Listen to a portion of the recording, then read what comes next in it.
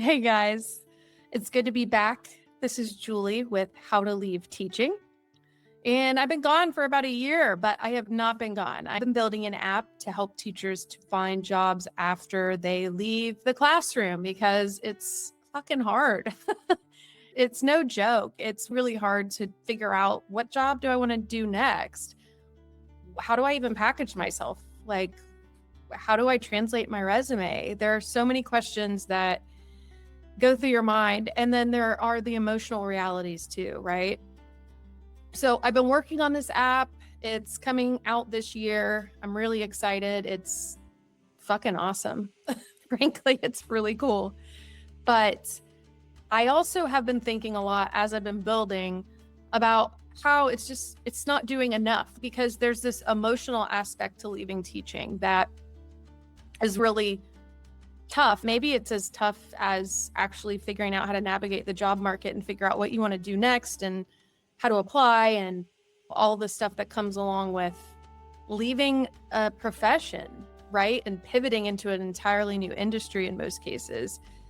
The emotional piece, it's really rough. And so I've been thinking a lot about this, and I wanted to bring the podcast back primarily because I want to have these conversations about the emotional piece and what it was like for me, what it was like for other teachers, what you can really do to get underneath this and heal, because I think that recovery is necessary. I think about what I had to do to heal from this profession.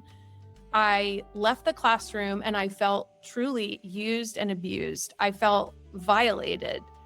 I taught for 4 years at a Title I high school and then 5 years at a public university. And I left feeling used, betrayed, lost, confused.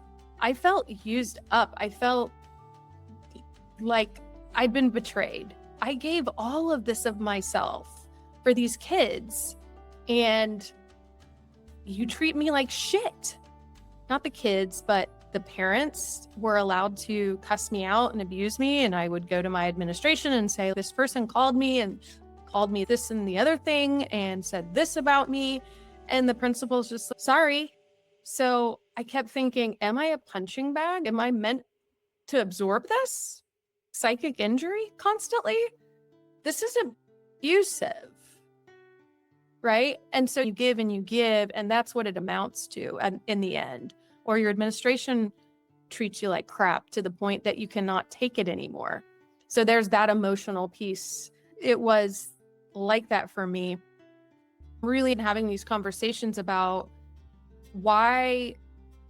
So I'm really interested in having these conversations about what it takes to recover after you leave teaching. Teaching doesn't just burn people out because it's hard work. It's certainly hard work. I think it's the most complex work that you can do. Studying education, learning about how to educate and being in that job and doing the work of teaching is grueling. It takes mind, body, and soul, really. I think it burns people out because it often depends on psychological traits that are socially praised in teachers, like self-sacrifice, niceness, compliance, over-functioning emotionally, perfectionism, and tolerance for disrespect and abuse. Many, if not all, teachers enter the profession with a deep desire to help. And then the system converts that care into unpaid labor, blurred boundaries, chronic guilt, and what I call identity capture. And recovery requires more than just getting a new job. And that's why I want to talk about this stuff. It requires unlearning the version of yourself that the job trained you to become. And when I listed off those traits of a good teacher, what the stereotypical good teacher requires, they're distinctly feminine traits in terms of how we're socialized as women in society. And I think that has a lot to do with why teaching is exploitative. Because women are exploited in a patriarchal society. So I've been cogitating on these 12 principles, as I'm calling them, around how to recover from teaching. And let's talk about the first one now. That is about this idea of identity capture. A lot of teacher suffering comes from being told explicitly or implicitly, if you were a really good teacher, you would give more. You would stay late. You would come early. You would do this unpaid labor. You would tolerate abuse. You would tolerate structural bullshit, like being prepared as a 8th grade teacher and then being put in a 4th grade classroom. What? Or being prepared as a science teacher and being put in a math classroom. They tell you this lie that good teachers will do whatever it takes. It's always framed in this, do it for the kids. We do it for the kids. We're tired, we're burnt out, we can't take a piss when we need to, but do it for the kids. We do it for the kids. I felt it. It's framed as this more than a job. It's framed as a sacred identity.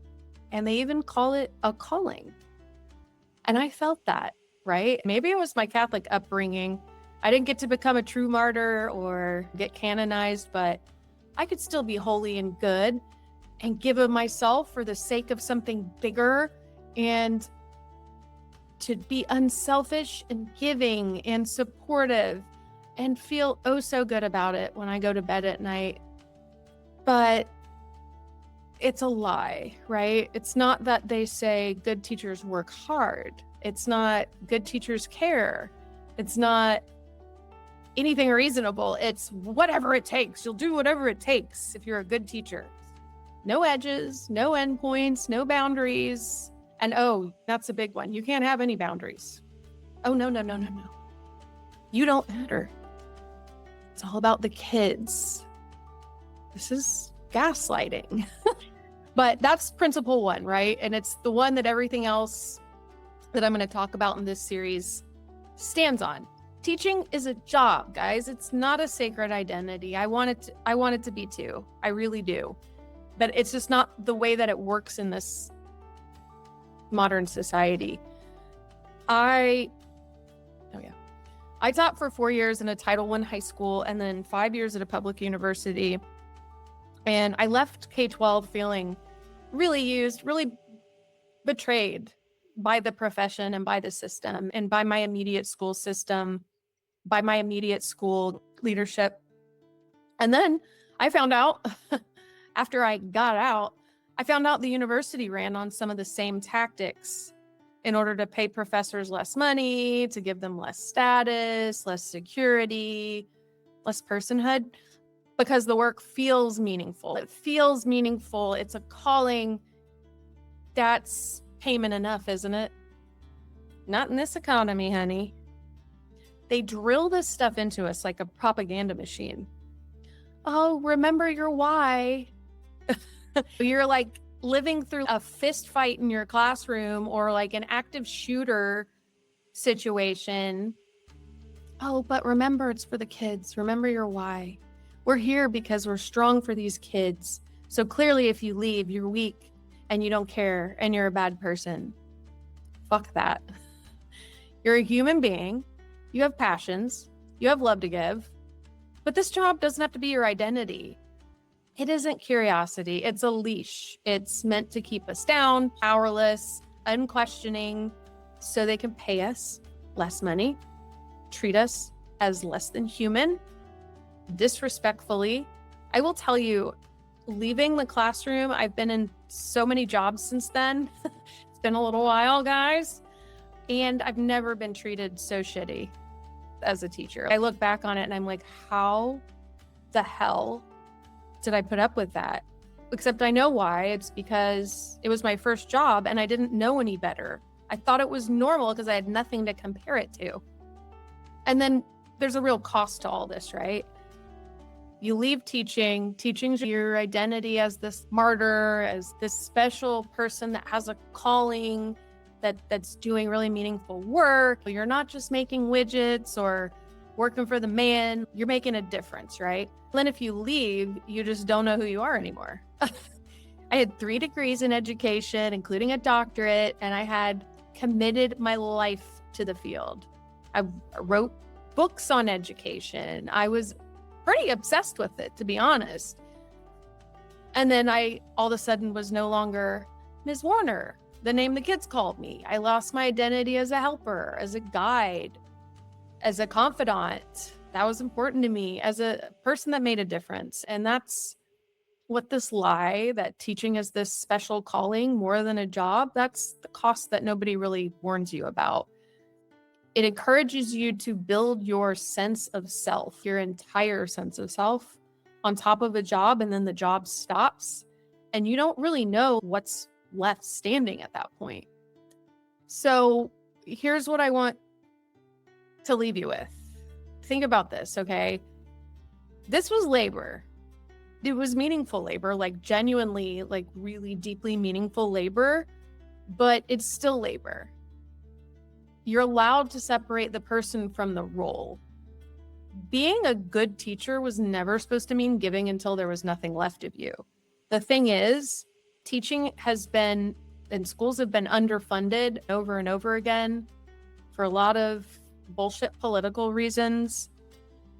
And who picks up the slack? Teachers. We have to still do the job even without the resourcing. We have to do the job of several teachers in a lot of cases without the resourcing. And in order to do that, they have to pound into your head that this is your identity, and your identity is as a martyr. And if you don't fully embrace this version of yourself where you are a martyr, you're not a good teacher. And so you just stay stuck, you stay trapped. But you don't need this job or any job to be your identity. You get to be a whole person before you're a teacher and after you're a teacher. Unfortunately, not while you're a teacher, because it's so engrossing and burns everybody out. But just ask yourself this and really sit with it. Where did you confuse the job with proving your worth as a human being? Mic drop, right? So when you shut this episode off, I just hope you'll notice one time when you're about to say yes out of a sense of guilt, if you think that you have to say yes because it's your identity and it's fixed, instead of giving out of the love of your heart or choice. You don't have to fix it yet, just notice it. I think recovering from this takes a long time, and you have to kind of start small just with that awareness. I hope everybody's taking care of themselves. I hope you're doing well, and keep in touch with me. You can email me at jules@goldendelicious.ai, and I hope to see you over at goldendelicious.ai. Okay, guys, till next time.